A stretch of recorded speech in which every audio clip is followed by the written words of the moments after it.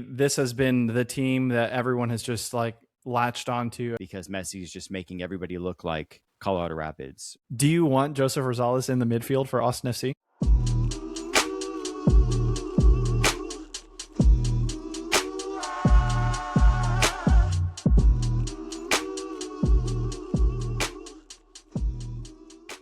What's good, y'all? Welcome back to the Verdependent podcast, where we depend on the Verde and Black for our everyday vibes.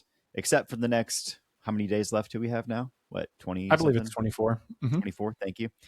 Days where the world's colors will dictate our everyday vibes. This week, we continue our coverage of the FIFA Men's World Cup and audit Austin's current crop of defenders before closing out the episode with the stoppage time rundown of the hottest Austin FC, MLS, and World Footy storylines of the past week. I'm Logan Bartlett. What's up, everyone? This is Paul Fletes. And let's start with some preheated takes. Paul, kick it up for us. I've never done this before. I've looked back at all of our preheated take history, and I've never gone for the same theme 3 times in a row, but I'm going to do it right now. And that means that my preheated take is that Jaden Nelson will take to the pitch at some point against Switzerland. You know, I like your confidence there. I think this is probably the least likely matchup for him to take the pitch during. If it wasn't last week or the last match, it's not going to be the one that's win or go home, you know? Not go home, but win or have a harder route through the knockout stages. But I like it. I had to say it so that way folks know that I'm really about this. I want our Austin FC energy out there on the big stage. Well, what ended up, or what first seemed as a maybe lofty take, may not be so lofty now when I said, you know, one of the host nations might end up in the Final Four. 2 of the 3 are looking great. The third one is looking fine enough, you know? And so it's not as crazy of a take now. But I am going to stick with that, what seems lofty on the front end kind of take, with a third seed, meaning a team that finished third in their group and advanced to the knockout stage still, will make it to the round of 16 in this tournament. So all they got to do is make it to knockouts and win one time, and I'm right, and I'll take all the glory. So that's it. I think that's a good one. If I remember correctly for the listeners, that's teams like Algeria, that's teams like Turkey, that's teams like, at least as of the 2 matches in standings, you know, that for sure, the bottom half of a lot of these groups. So, you know, let's get weird. Ecuador, possibly Ecuador, unless Curacao goes a little crazy. Ooh, you know, goes a little crazy, makes super duper history. Yeah.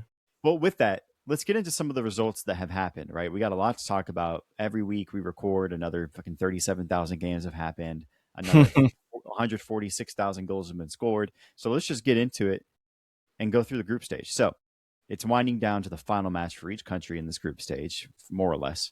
And with that, we're starting to get a glimpse of how the knockout rounds might shape out. So let's talk through some of those big results that we've seen over the last week.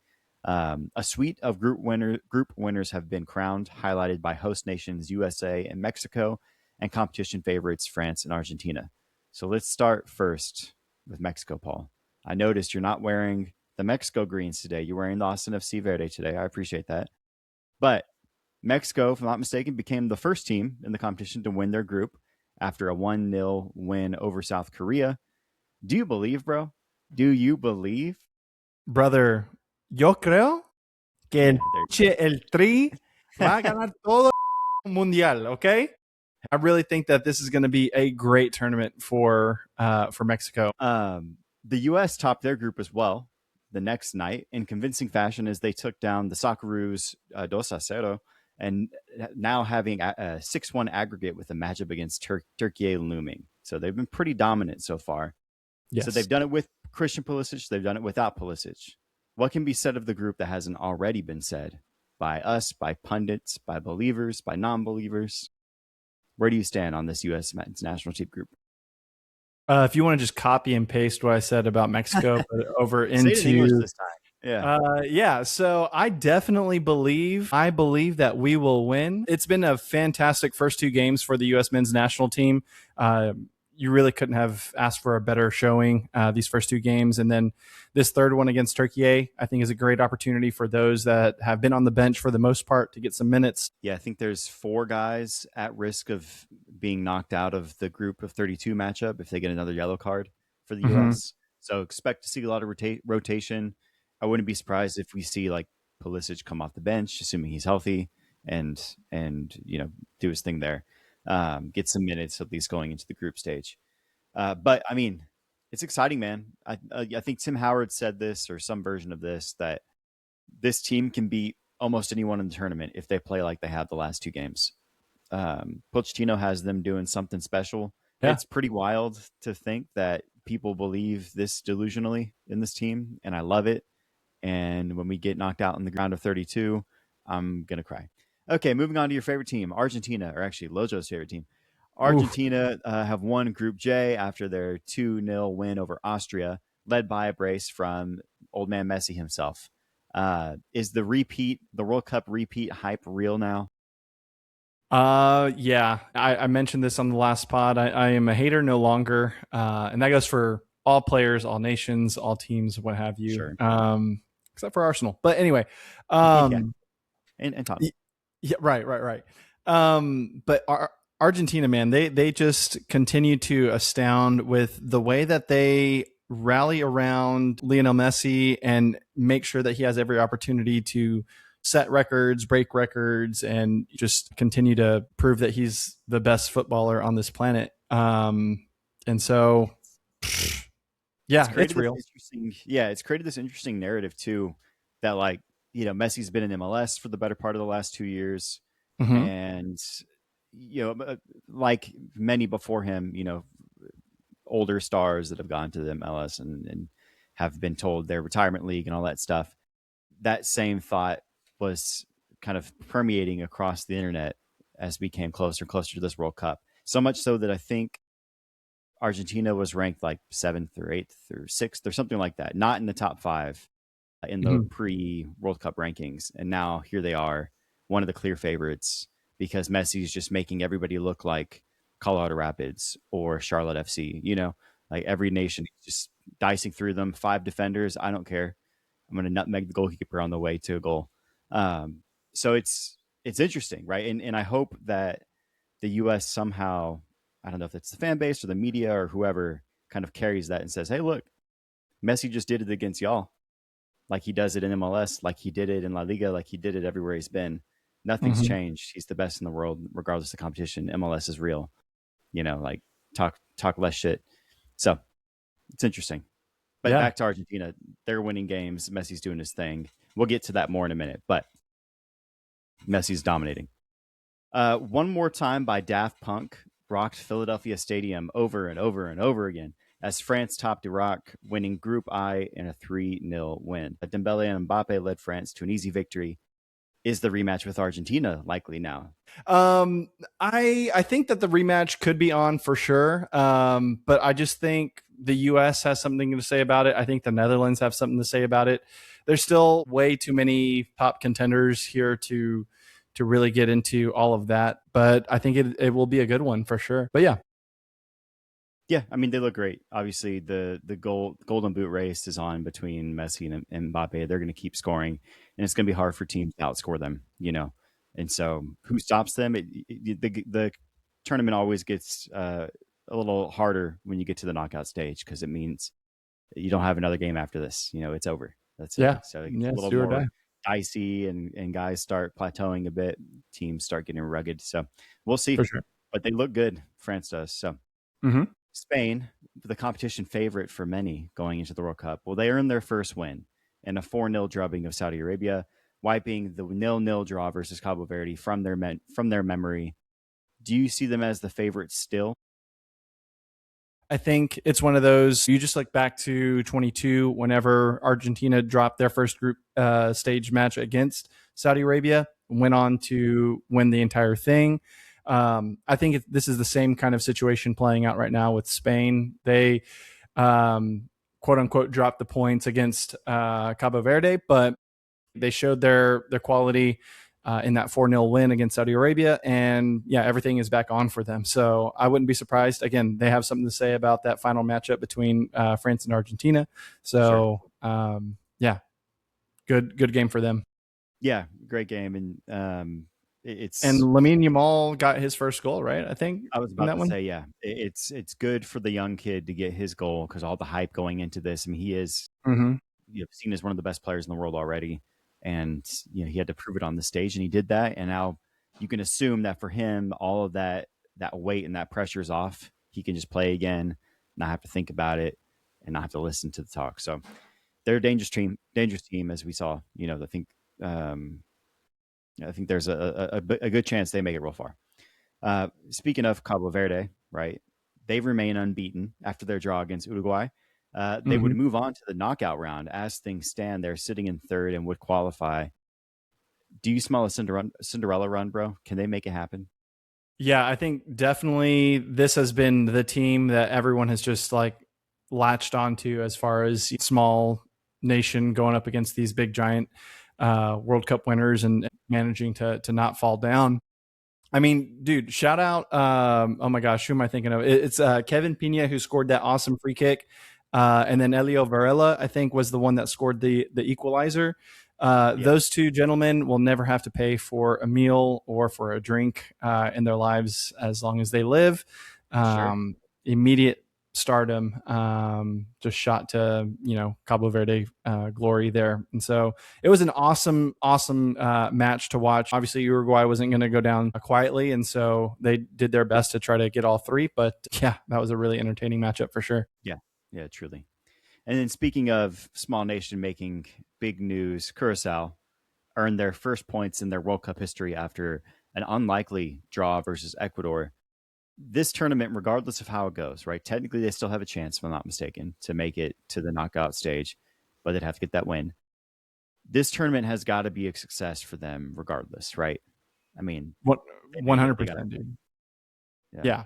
Yeah, and just the fact that they went on and got their draw. I mean, Ecuador, my goodness, man, that was an onslaught again of not only possession but just shots and all of those chances that they were trying to generate. And so, I think a joke that we were making offline for this one in particular, both being Chelsea fans, and Ecuador has our man in Moises Caicedo, who's been playing so many matches in the past calendar year. We're both kind of in the camp of, hey, maybe they don't have to advance, so that way our guy can get some rest under him. But yeah, shout out Curacao, man.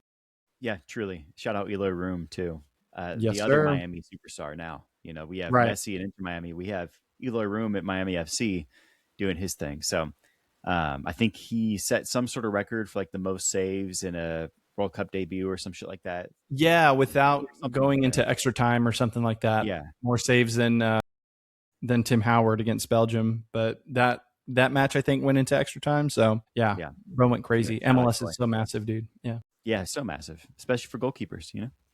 Um, so with that, there's a lot more to talk about World Cup wise. So we're going to keep this going into halftime, and we're going to talk about some headlines, right? So within each of these results, all these results, we find interesting and compelling storylines. So let's spend some time talking through the biggest headlines so far. Front of many people's mind, we have the Golden Boot race, right? So Messi and Mbappe are currently tied for the most World Cup goals in this tournament, if I'm not mistaken, 5 apiece. Mhm. Who takes it? It's gonna be Or is it interesting, someone man. else? Do what? Or is it someone else, right? It's Between the two yeah, of it's them? interesting because there is another name that's not directly on this point, and his name is Erling Holland, Braut Holland, if you will, on the kit. But I don't know, man. These guys have really been showing out in this tournament specifically. It's been a blast for just the casual observer to watch all of these goals being scored. And so I wouldn't be surprised if it is Messi ultimately, because I think this nation and this Argentinian team want to do everything to elevate this man above any other player that's ever played the sport. But Sure. also, I can see Mbappe doing his thing because he's got incredible, talent in Olise, Michael Olise, who can feed him well and generate those opportunities for him. So that's going to Yeah. be a really good, interesting matchup there. But man, Holland is a monster, and I would not be surprised if he somehow ends up just back to back braces, bro. Are you kidding Sure. me? Sure. And I think it comes down to games played, right? Like, can Norway make it far enough in this tournament? Whereas you can assume Argentina and France will. And I want to correct myself. I put it wrong. Messi has 5. Mbappe and Holland are tied for 4. So Okay. first and second there. But on that same front, Holland has his work ahead of him, right? Because Messi now is first all time in World Cup goals, Hmm. and Mbappe's third after this run, and he's only what, Sure. 27, 26, something like that. Yeah. And so, I think the future is here clearly, right? We have Mbappe already top 3. He's probably going to be top 2 by the time this tournament ends, assuming they don't get knocked out. Surprisingly, Holland is a child himself, right, and has another 3 World Cups potentially ahead of him if he stays healthy. And so these guys are going to keep coming for these titles. Um, but enough of the children. Let's get to the old men. Ronaldo, Cristiano Ronaldo, that is, becomes the second oldest player to score in a World Cup match with his brace against Uzbekistan, and the oldest player to earn a brace in a World Cup match. He clocks in his first and second goals of the tournament in this game. It's 5-0. I mean, damn, dude. Yeah, that one was a rough one for Uzbekistan, but Portugal again, one of those perennial contenders, and so was not surprised at all to see a team that you could kind of tell based off of the buzz that was around Portugal. It's like, hey, do we bench Ronaldo for this game, or do we play him and kind of see what happens there? I mean, they took the risk of playing him, and he showed out, and so yeah, I think also the first player to score in all 6 World Yep. Cups that he's That's the played in. record in every 6 World Cups, which is crazy. I Yeah, believe he's the only player to ever do that. yeah. So his run will continue. I think he is tied for 4th now or 5th in World Cup goals with Pele, and so that's pretty crazy Mm, too. yeah, He has a lot of work to make up in his final however many games he has, because you yeah. can assume he's not playing the next World Cup, but still impressive nonetheless. With Messi leading the way, MLS players have scored 8 goals in this World Cup. Of course, the 5 from Messi, and then 1 each from Pitar Musa, Galarza, and Finn Sermon. Is Finn that his name? Sermon. Hmm. Yeah, Finn Sermon, out in New Zealand. So look at us, bro. Like I said, MLS. man, it's massive, dude. It is. No, I think we're 4th or 5th in terms of leagues producing goals in this tournament. Of course, Premier League, La Liga, and then France. And I think we're either 4th or 5th with Germany or somewhere else, or maybe Brazil. I can't remember. Either way, we're scoring goals.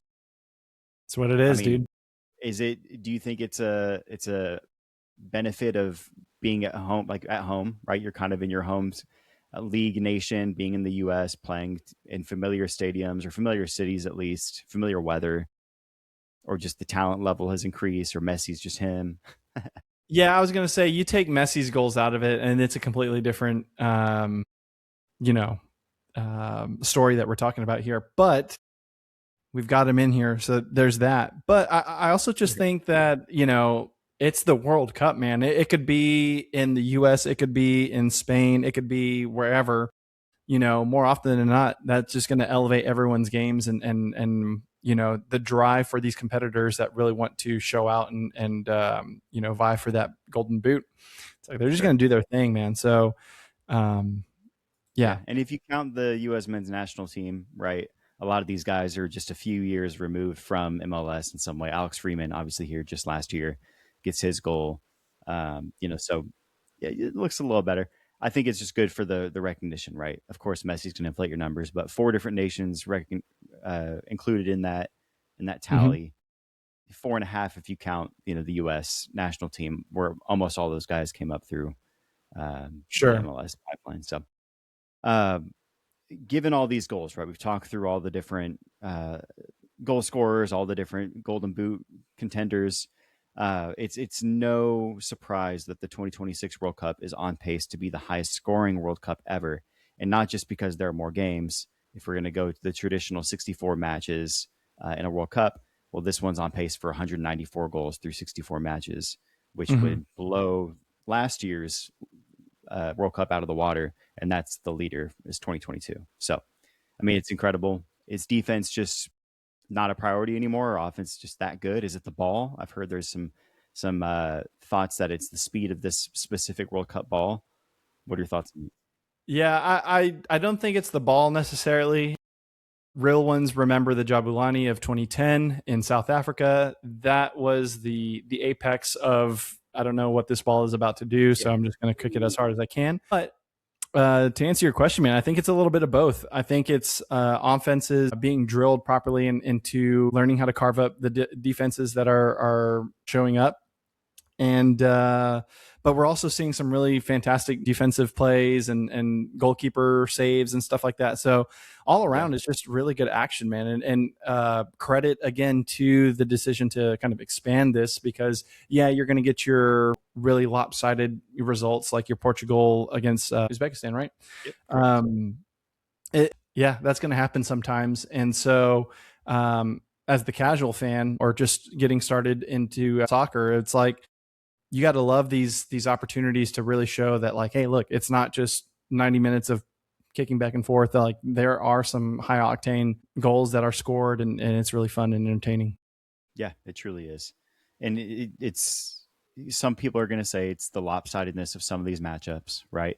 But those teams are, earned being here, and it's just the nature of sometimes Ronaldo is going to dunk on you a lot, or sometimes Messi is going to cook through your defensive line, no matter which nation you are, right? Yeah. Um, And but we still have, I don't want to dismiss any of Messi's goals. I want to say that right up front. But when you look back at that Austria game, I believe it was his second goal for Messi. But you had the keeper that was, outside of the 6-yard box. You had 4 defenders that were just like looking at Messi. Like, I get it, dude. It's him. But Aura. you got to stop the ball from going into the back of your net. Yeah, he And so it's shot just that those block and moments. still ran and got it right, like with 4 guys standing there for the follow up. So yeah, you're spot on. And then lastly, to close this out, we got to go back to the U.S. Christian Pulisic is back in full team training ahead of USA's final group stage match versus Turkey. We talked about this a little bit in terms of the context of after these 2 big wins, there's likely going to be some rotation for the team. Maybe we see Pulisic get some minutes just for fitness, but it's good to see that. And I'm curious, with this match, do you think Pulisic gets meaningful playing time, and do you think the U.S. uses this as an opportunity to really stamp their kind of place in this competition and go out and get that win, get 9 points, and go into the the knockout stage with the best possible odds matchup? Sure. Yeah, I think the U.S. should be going for all 3 wins, because that would be a historic feat for the U.S. men's national team to win all 3 of their group stage matches. For Pochettino to really leave that legacy as a national team manager for us, I think he wants that. I think the team wants that for him, and so I see no reason why this would be treated as one of those like, oh, just rest. There will be some rotation, but I think the rotated folks will still have the quality at their disposal to take care of a Turkey side that, I mean, is quite frankly just, I feel like, hard done by. They've generated a lot of shots. I can't remember if it was somewhere around the 60 mark or something like that, but just an insane number of shots across both of their games, and for not one of those to go in, it really is also kind of a signal that, like, we might be facing a peppering of shots from them as well in this matchup, and so we need to keep an eye out and just be mindful defensively. But again, to win all 3 of your group stage matches here in the USA, it's never happened before. To do it on home soil, guys, we got to do that. Yeah, and I think Pulisic has to play with that in mind, right? Keep yourself fit, not miss an extra week just because you were coming out of an injury that you're healed from now. Go out, make sure the team wins in dominating fashion, and keep putting that like fear and expectation on your future matchups of like, this team will dog on me no matter who's on the field, and we have to be ready for that. For sure. So with that, let's take a break. We're going to come back in the second half and switch the topic to Austin FC, the team you know and love, and the reason why we're all here. So we'll be right back.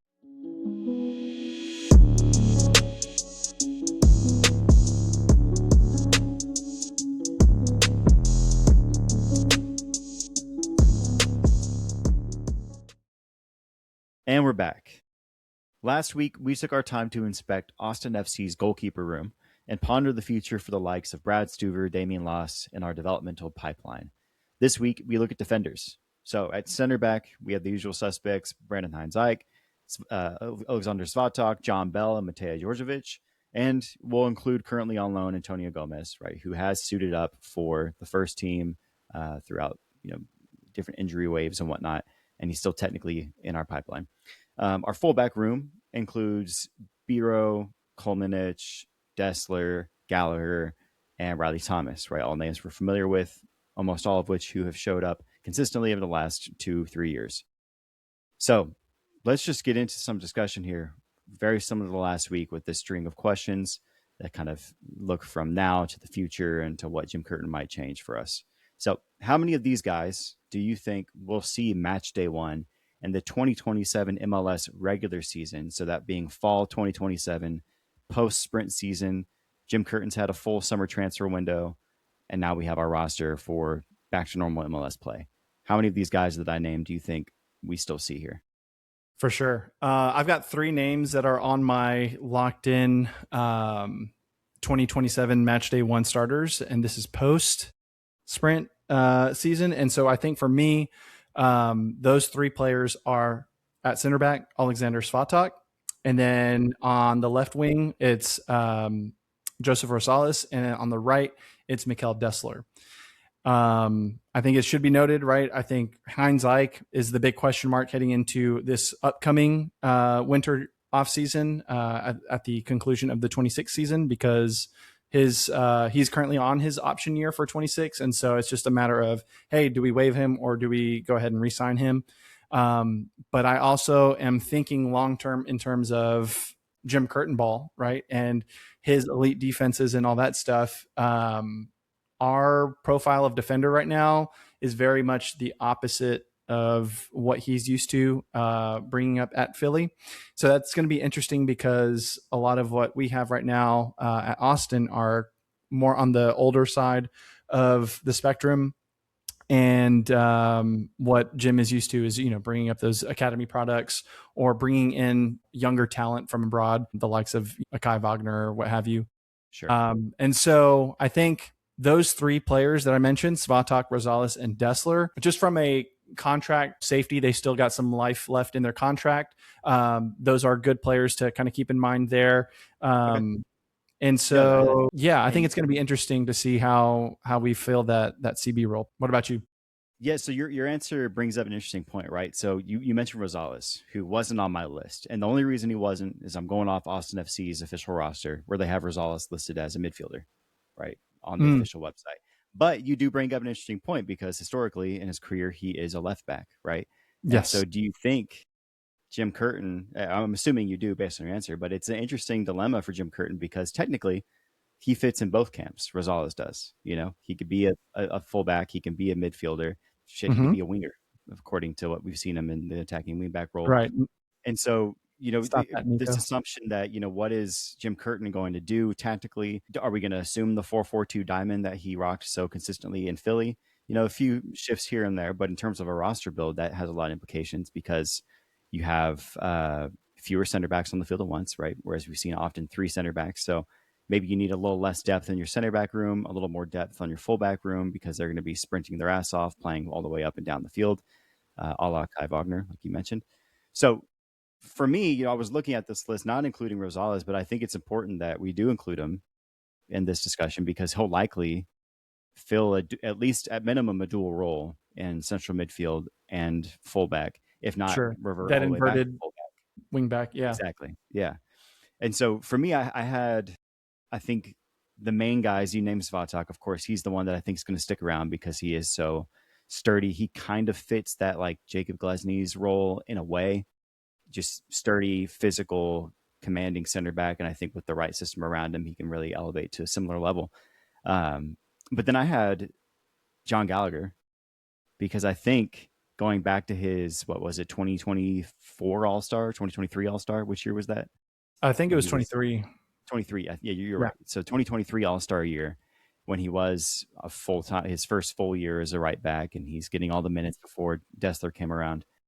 I think he's the exact kind of profile of player that Jim Curtin can rely on on this team, regardless of position. We have him as a defender because Austin FC has him as a defender, but he can play all over the field, and I think that's something that will continue to be a boon for him as a player on this team and keep him around. I think Jim Curtin will appreciate that.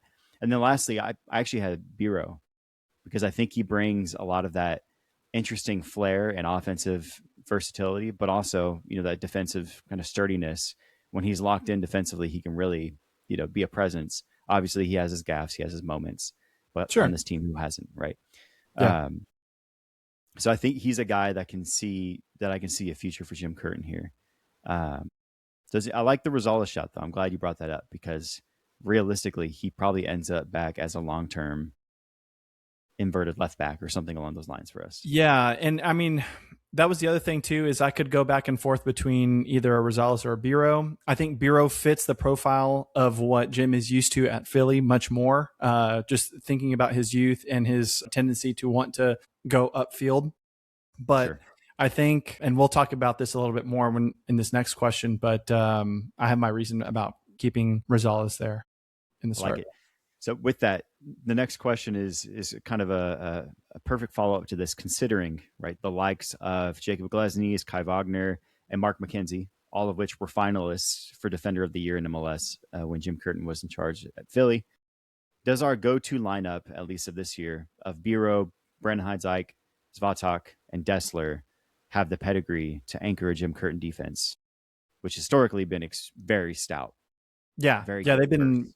Yeah, they've been awesome, right? And so I think for me, the first thing I want to talk about is like pedigree, which is an interesting word that you used in in this question here, because like when I think of pedigree, I'm like, okay, so like where did Philly like source their big star players from, right? So I'm looking at like Kai Wagner, right, third league from Germany, Glesnes from the Norwegian top flight. 25 years sure. old. Jack Elliott, they got fourth round in the super draft. Mark McKenzie from their academy, right? And then so that average age, like of when the Union acquired these players, is like no later than 21 years old. So right there, you're looking at a pedigree that's like it's young, just starting to come into their own as a profession. Now at Austin, we have a little bit more of that other side of the spectrum, right? You've got Yeah, Biro, who's, I mean, he's the only young cat right now, but we got him from the second division of Brazil. Obviously, Heinzite we got from DC United at 29. Svatak also at 29 we got from Ukrainian top flight. yep, Dessler from Toulouse. And so they're all pushing like 31 now, right? And yeah, yeah. so when we talk about pedigree, I mean, it seems like it's pretty much bar for bar compared to what Philly was having when Jim Curtin was there. So I think we do have on paper that level of pedigree. Sure. And something to keep in mind is, again, once we have that answer of are we keeping or are we moving on from BHI, let's just assume that we're keeping him for now for this exercise. But I think Jim very much relied on the center back pairing between Glesnes and Jack Elliott, right? We have something similar with Svatak and BHI. I think that's probably our best center back pairing that we have. And then from there, you look at the fullbacks, right? And that's what Kai Wagner was known for. He's like their most prolific all-time assists Attacking for. threat, right? Exactly. And so that's where, again, going back to Rosales, I think that Rosales fits that mold a little bit more, given his already first half of the year being spent on the wing, is he's able to make those recovery runs. He's able to link up play from that position. And then you look at the right side of the back line, and that's Dessler that holds that down as the starting fullback there. He's a lot more conservative, but still able to advance up the wing when necessary. And so I don't know, man. I think on paper it makes sense. We do have the pedigree to kind of quote unquote anchor this Jim Curtin style defense, but I think it's going to be very interesting to see how we start to kind of turn over this aging back line a little bit and get into something that Jim is more used to, which is that younger, more fluid back line there. Right. Where, like you said, both guys or all guys are going to play both sides of the field. Everyone's going to defend. Everyone's going to attack. Right. So that idea that you're playing everything at once and you have the skill to do that. You bring up a lot of interesting points, right? Because Curtin mentioned this himself. The Austin job is a challenge that a challenging part of this job here in Austin is that we have an ownership group that's willing to spend a shit ton of money, right? And he kind of chuckled at that, saying like, "Oh, I've never really," in my words, essentially saying like, "Oh, it's not something I'm used to," right? He had to go find third division Kai Wagner or 21-year-old Jacob Glesnes or whatever, all these profiles of people who were affordable but had a profile he was looking for, and then they grew together into one of the best defensive back lines the league has seen in the last decade plus, right?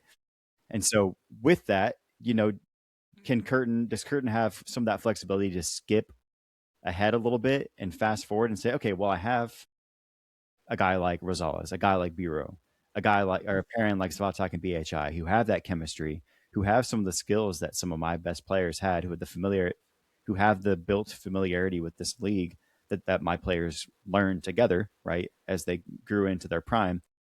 Do I need to go and rebuild, right, Mhm. necessarily? And so it's an interesting challenge because, right, like fans are expecting results now. We have this big name in Jim Curtin, successful manager in MLS, has won across the board, right, and has found success in every competition. Do we have the patience for Jim Curtin to say, great, let's go get a bunch of 21-year-olds from leagues you've never heard of and then let them come into what they are, right? Because Exactly. Yeah. Curtin started in 2014, is that right? 2013, somewhere around there Yeah. Yeah. Midway in through Philly. 2014. Hmm. And they peaked really around COVID, right? Going into COVID, coming out of COVID is when a lot of those guys who had been on the team for a majority of that time leading up to it is really where they had their best consistent years. Granted, the teams were always competitive, they were always solid, but it took that much time for that group who had been together so long to become that good. And specifically looking at the defense. And so, do we have that patience, or is Curtin going to flip the script a little bit and say, "Great, we have some guys we can build around. Let's bring in, fringe League One, League Two French players. Let's bring in fringe La Liga players. That kind of what we've seen more consistently with the Uzunis and the Desslers and those types of players who are on that promotion relegation fringe in the top leagues, um, and kind of skip some of that youth focused team building that he's been so successful at in the past. So it is an interesting challenge. And I think going back to the heart of the question, right? Do we have players that have that pedigree that can run a Jim Curtin offense? I think so. But I think he's really going to pick and choose, who we start with and then slowly move on from some of those other guys. And so going back to the first question, right? The idea of who's going to be here come fall 2027, right? I think we're going to see a lot of consistency between now and the sprint season. And I think going out of the sprint season is where we're going to see some of those key changes start in that first full transfer window, where he can start addressing some of those key areas that, like, maybe it's upgrading the center back pairing. Maybe it's moving on from a couple guys and finding other top talent from MLS and unknown talent from elsewhere and pairing them together. So it's going to be it's going to be different than what we've seen Jim Curtin do, because he was entrenched in a place with emptier coffers, or like at least stingier owners. For sure. For Now we sure. have guys that are going to spend 30 mil in 18 months and expect results now. So let's get to this next question, because it kind of continues this narrative we're going down. Which position, in your opinion, needs more immediate reinforcements? Right? Is it the center back pairing? Is it our left back or right back depth specifically? Like, what position are you looking at as if we upgrade here, we're at a different level? Yeah. So I think for me, looking at it in highest priority order first, it would be center back getting the most immediate reinforcement first, followed by the left back and then the right back. And I'll work backwards here. So I think from the right back position first, Dessler, he's on, I think it's a contract that ends 27 with an option for 28, right? So just around that K guaranteed salary. So again, 31 years old right now. I think he's pretty much the set starter on that right back position. After that, you're looking at Galley, who's also at that 30 age range right now. He's got that option for, I believe it's like 28 through 29. And so I think he's going to be that reliable backup to Dessler, or can rotate there. From the left back position, again, we already mentioned Rosales there, in contract through 29 with the option year for 30, also sitting right around $500,000. He's 25 years old. So that's that perfect kind of youth and value mix there. On the left, we've got Kolmanich, right, who's the backup there, along with Biro. Those two names, I wouldn't be surprised if the club opts to do something to try to generate some value there. Moving on from, and those are two question marks I have for the left back in terms of reinforcements. But more specifically, looking at our center back pairing, Svatak at 31 currently, he's got that contract ending in 27 with that option year for 28. Again, are we moving on from Heinz Eich, or are we keeping him around? I think this is what I would like to see, is actually have Djordjevic fill that role. He's at 6'3" is his height there. So he would probably fit that quote unquote like Glesnes build, because I believe he was at like 6'5" or something like that. But anyway, have Djordjevic and Svatak as the center back pairing. If we don't have Heinz Eich, we're in need of one right then and there to kind of plug in if we don't want to move with the Djordjevic option. Because then, I mean, Bell is there through 28 with an option for 29, but I think we've seen his ceiling is probably capped at being a reliable MLS backup, but not necessarily the starter. So I think it's just all interesting, man. I think for me, with Heinz Eich being the big question mark, that's the immediate hole that I see that we need to plug in. I really start looking at this defense now and I go, dang, like we're going to need to start thinking about some succession plans for these older players, very soon. Yeah, it's true. That's the one of the interesting aspects of this defense is that a lot of guys are aging out of their prime. Generally, the consistent prime, right? Some of these dudes may still be a meaningful player into their mid 30s, right? But it's fewer and far between in terms of being at your highest level of play. So for me, the main position I was looking at was, of course, center back, right? I think everything you said about the kind of where folks fit in, right, with the four guys we have, I think Svatak could continue to be a starter for this team through at least 27, 28, right? And then that 2028 summer off season is where we might see some movement. I think it really comes down to value, right? Like you look at the salaries of a guy like Brendan Heinz Eich, he's making 375. That's not horrible in the grand scheme of things, like, in terms of like backup. He's in the age, and historically his role in MLS has been kind of teetering on that starter versus backup. So I think a guy like BHI, even a guy like John Bell, again, late 20s, right? He's on a good salary. I think you have your backups right there, John Bell and BHI, who you can keep through the end of their contract and maybe even another couple of years and not need to worry too much about the depth aspect and really address that starter, immediate that need. high level starter. I like the shout of Djordjevic, but I just think he hasn't gotten the opportunity that he would need, or that he would have earned if he was good enough to be the guy next to Svatak. Jim Curtin may see that differently, but again, that's a year down the road. So he's another year older. He's another year of not being played. We can assume, unless the sprint season shows us otherwise. And so he might see that as like, well, let's just move on and get our guy. Let's get the guy that's going to not maybe turn into that player, but already is that player. Like not this guy specifically, but like the Jackson Reagan kind of player, right? A guy who's already proven, looking at homeboy out in Cincinnati as well, Miazga, right? That level of player that's hopefully a little younger, but in their prime and has already proven they're good enough, or somebody else from a different league altogether, right? But I think that's the kind of player that we might look for to kind of upgrade our starting core next to Svatak for the next few years, and know we have reliable backups in Heinz Eich, in John Bell, and salary-wise, it makes sense to have them be a backup and not making $600K on the bench like Julio,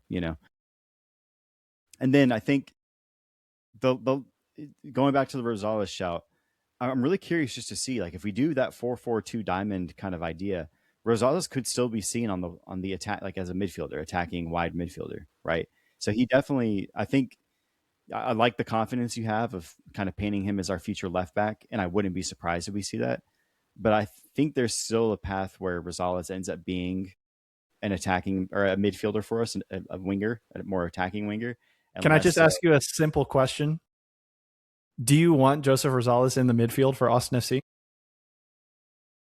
I don't mind what I've seen so far from him in those roles. I like that he just runs around, head down, nonstop sprinting, and plays both sides of the field. I think it's, for me, the jury's still out. The last 6 months has been a shit show. A coach change. The next 3 months is still going to be a shit show with an interim coach in some way. Maybe some more stability coming in, but I wouldn't be mad seeing Rosales play kind of inverted and having that space to go wide in the attack, because realistically on offense, that's what he's going to be doing at left back anyway, right? He's going to be playing, assuming he's going to be that Kai Wagner, he's going to be more involved in the attack. Why not just have him there already, you know? Right. And, Well, and and it's interesting, right? Because thinking back to that Kai Wagner example, I mean, he was Philly's main man in terms of corner kicks, in terms of free kicks and dead ball situations. I mean, he's already kind of starting to play that out here in Austin, sure. Rosales, I mean. And so Yes. I don't know. That's just kind of like the writing on the wall that I'm seeing. But I think for me, to answer my own question, sorry, I will keep it short, please. If we have the TAM available, if we have the cap space to bring in like a certified, like this is a midfielder that's going to help out in a 4-4 diamond, I want that player and not just Rosales. I want Rosales to be his best self. Yeah, I would agree with that. And assuming that the leadership or ownership is still willing to spend, we'll probably see that. I wouldn't be mad if Rosales is our starting left back for the next 4 years, once we get into 2027. Wouldn't be mad at that at all. And that's where he succeeded so well. And in that role, he'll likely do a lot of the same things he's doing now offensively. So you're probably right, depending on what Curtin sees in Biro. But even then, he's been a starter since he joined the team. So I'll paint this point that I'm thinking, and it kind of, I spoke to it already at the center backs. Like, there are so many guys on this team that I think would do well here still, like a Biro. But if Curtin comes in and makes those changes that we're kind of pointing at, where maybe Rosales is the locked-in starter at left back and Biro's now his backup, well, for the last 2 years, Biro's been a locked-in starter, right? And although his cap hit isn't crazy at 375, he would be an affordable, solid backup for us. Will he accept that role? I don't know, right? Will Biro say, "Oh, I'm okay with now being a backup when I came here to elevate my career and be a starter, and that's what my role has been the last 2 years. Now the new coach comes in, and now I'm the backup behind a guy who wasn't even playing my position last year, and I'm not happy. So get me the fuck out of here." You know what I mean? Yeah. And so I think we're at risk a little bit, and this is, I guess, always the case when you bring in a new coach and new staff. But we're at risk of losing a few of these guys because their position is no longer locked, right? It's no longer guaranteed, and they have to re-earn it and fight. And I know there's always that mantra of like, competition is good. You want more guys that could earn to be starters competing for that spot, because you get the best version of those guys. But I think it'll lead to some disgruntled conversations where, like, Kolmanich might not be mad at being a backup because he's been a backup for 5 years, right? He's making his bag. He bought his house. He's chilling. Like, he could be a perfect backup to Rosales, where he still adds that attacking value that we'll see in that position, assuming Rosales is the starter there. Like, he can add enough of that to say, yep, I can send some corners in. I could send some dangerous crosses in and be attacking. So all that to say, I think there's some interesting decisions and fallout to come from this, right? Because we are going to see upgrades at some of these positions, and some guys are going to age out, like you said. And so, the priority over the next year is going to change from, okay, well, right now we see like center backs, we need those most because we just don't have good depth there or consistent depth. But in a year or two, when Dessler ages out or Biro gets disgruntled and whatever else, then all of a sudden that changes and Curtin has a new dilemma to solve. So my short answer is center back needs to be fixed first, but that could be different.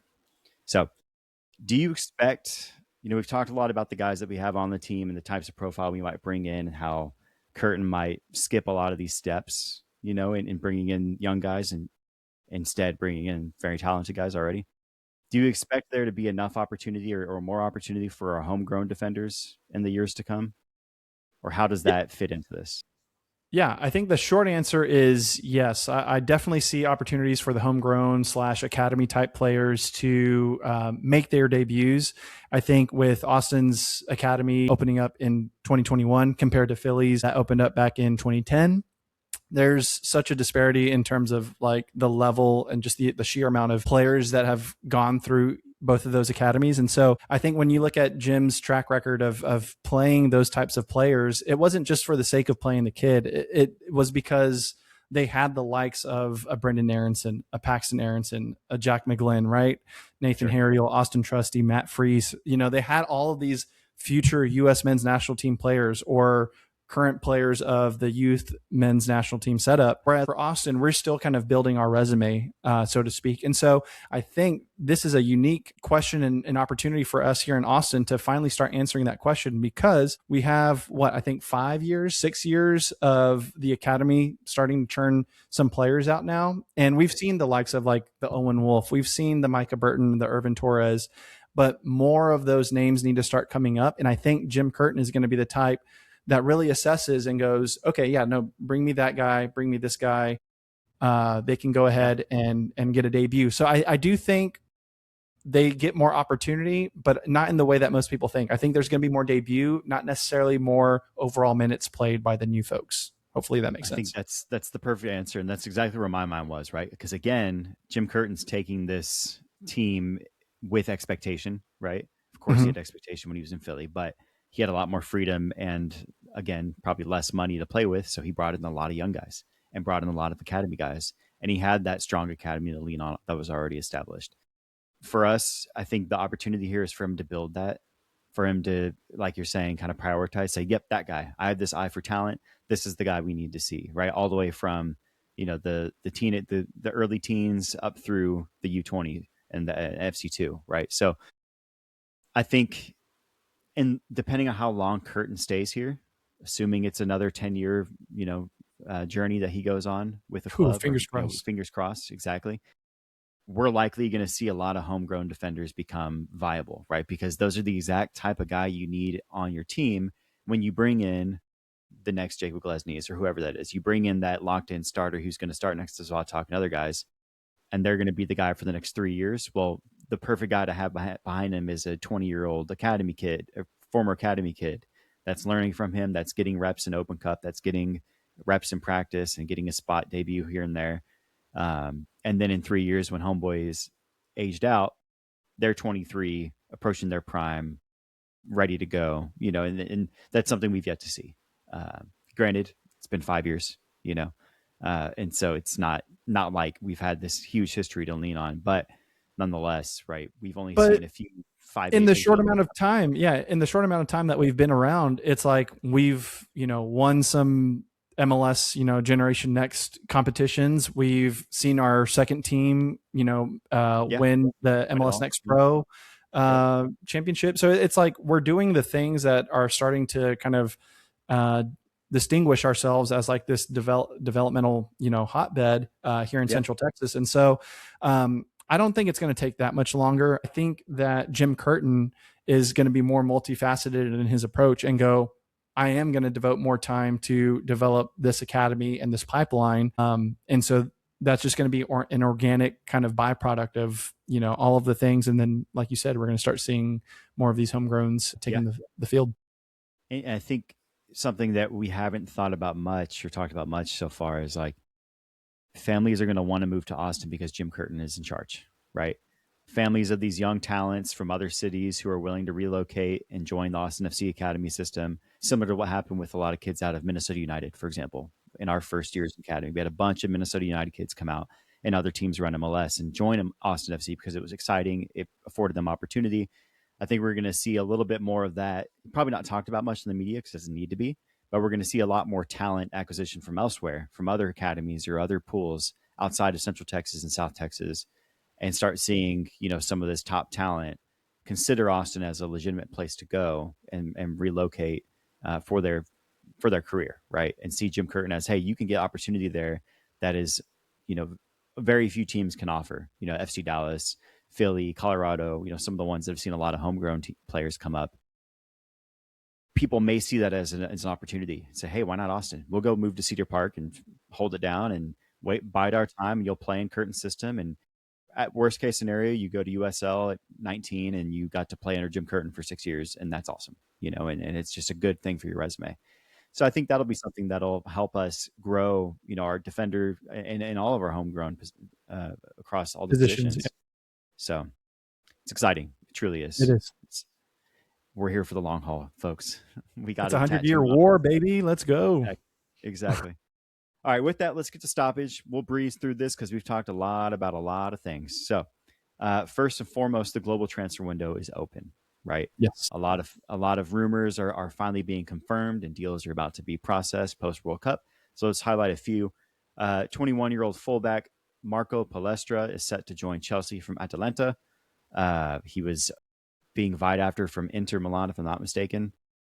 Is that right as well? Yeah. Yeah. I believe a lot of Italy's like top 3 scouts were like trying to get all over that, but it not confirmed yet, but it seems to be all but confirmed that Yeah, he's going yeah. to be Set to joining join. I Chelsea. think it's like 56 million euros or something like that, or pounds, whichever one it was. I forgot, but a lot of money, and we outbid everybody. He's expected to join Chelsea. Um, I read something. He was already one of the best defenders in Italy, or seen as one of the best defenders or best young Yeah, he had talents. a crazy season on loan with Cagliari or something like that from Atalanta, and yeah, I think quickly showing that he might just be the replacement we need at right wing back for the absence of Mark Cucurella. Yep. On that, Cucurella alongside Bernardo Silva are both set to join Real Madrid. Again, here we go is confirmed from Fabricio. So we'll see when those get finalized post World Cup. But some good Premier League talent joining the Giants in Spain. Thoughts on that? Just want to say thanks for Cucurella for, all the banter, all of the memories, just the incredible goals and the defensive, bulwark that Yeah, you were. fun It player. was just awesome to watch. So all the best. Yep. I'll need to go check and see how much we bought him for and now sold him for, just as a consistent reminder of, are we doing good business or not? Because Right. that Chelsea tax is real. It is. In MLS, Casemiro is set to join Inter Miami, joining to Miami's friend group, or all his former friends hanging out with them. That's Sure. big news if it's 2012. So hell yeah. Yeah. 20, Right. yeah. No, I'm sure it'll be good for the team. And I'm curious to see how much of a pay cut he's taking there. Yeah, I wouldn't be surprised at that either. But what a boon it is for those academy kids to play alongside one of the greats. So shout out Inter Miami. There is something to be said about that, right? Like, Yeah. not to harp too much on the homegrown defender opportunities in Austin conversation anymore, but you can bring in some huge talents like that and have these kiddos learning from them and just like having that experience. It's at minimum a morale boost, and, Yeah. and Yeah. at best mentorship. Exactly. Yeah. Thiago Silva, he crushed our dreams on a return to Chelsea that many were hoping for on this podcast. He rejoins Fluminense. He's sticking around Brazil. He's not going anywhere. But is he 43 now and still holding it down? I mean, he could be 45, pushing 50, whatever, man. I mean, that dude is a machine. He lives in his hyperbaric chamber, and yeah, all the best to him, man. I think he enjoys being back in native Brazil. I know he probably still has some kind of residence in Southwest London, but yeah, Thiago, we love you, man. Yep, that we do. But please come back. We miss you on the field. As a coach. As a coach, yes, of course. And lastly, Julian Alvarez has publicly demanded a sale from Atletico Madrid. They've denied him, and Barcelona is in the middle of all this drama somehow. So, what are your thoughts on that? Barcelona is always in the middle of something. I just can't quite prove it. But yeah, this is an interesting saga right now unfolding with Julian Alvarez, because in the middle of World Cup, that's the last thing you want to be thinking about is, your club denying you your wishes to be sold. And so, yeah, I'm going to be interested to see how Atleti manages all that. Yeah, not fun for the club. They're already filing like a formal complaint against Barcelona for tampering, I guess you could call it, Yeah. inciting this public statement and blaming them when he's their contracted player, all this stuff. So it's drama, and especially in the middle of the World Cup for Argentina. It's just a whole thing. Canada, going back to the World Cup, because this is an important matchup to consider. Canada and Switzerland will face off this week to determine the winner of Group B. I know, Paul, you already hinted at, are we going to see Jaden Nelson minutes for Canada? Does that mean you're thinking like a 6-0 drubbing from Canada so that he gets that 93rd minute sub on? Look, if it wasn't happening at 3-0 and it wasn't happening at 6-0, I need those Canadians to put 7 past Switzerland so they can let my boy on. But chances are that's not going to happen. Switzerland is a much staunchier side, and so again, not the best game for him to come out on. But I need this for my preheated take. Yep. So make it happen, please. Thank you. Yep. Jesse, I'm looking at you. Exactly. Brownsville, Texas continue to push for a professional USL team, adding to the list of teams Austin needs to beat in Texas to be crowned the real champions of the state. Apparently, this has been ongoing for a couple years now, the league, setting up athletic facilities and all the things that would be needed to consider a bid to USL as they grow their pyramid. Thoughts on this? Yeah, I think it's awesome actually for Brownsville and the community out there to have some kind of outlet for professional soccer. I think USL is being smart, going to all these middle/small markets across the country to just further expand, right, and just give more surface area to this pro rel system that's going to be coming in place. And so, going to be interesting, and I'll be excited to go down there, do a little road trip. Straight up, yeah, I know. It's the beautiful part of the soccer pyramid, right? The idea that this is your Crawley Town, this is your Huddersfield, this is all the little tiny hamlets you've never heard of with fucking 68,000 people, exactly. But they die hard in their 6,000 person stadium for their League Two team. This is exactly what USL needs to be doing, and I applaud them for this because it's a perfect choice. Brownsville, Texas, right? You're right there in the heart of South Texas. Cool to see this really take shape in our state, but in the US more so. So yeah. And then we'll close it out with a little check-in in the Prem. EPL's fixtures have officially dropped. Each club has put out their schedule for next season. And Paul, what's cheaper than a World Cup ticket?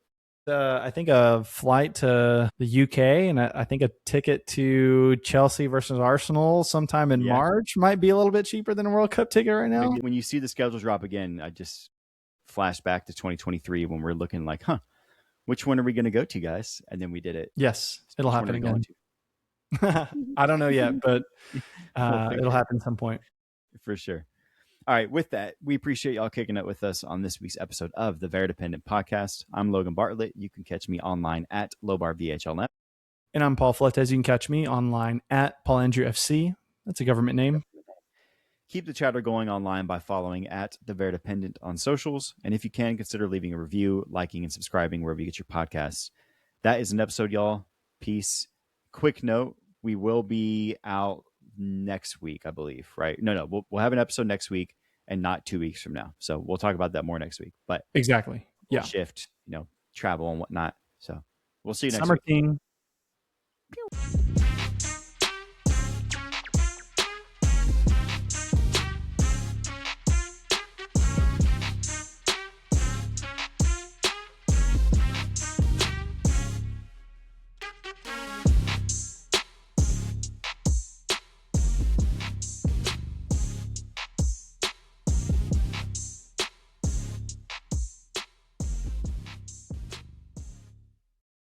Oh, why are you screaming at me? Oh my God.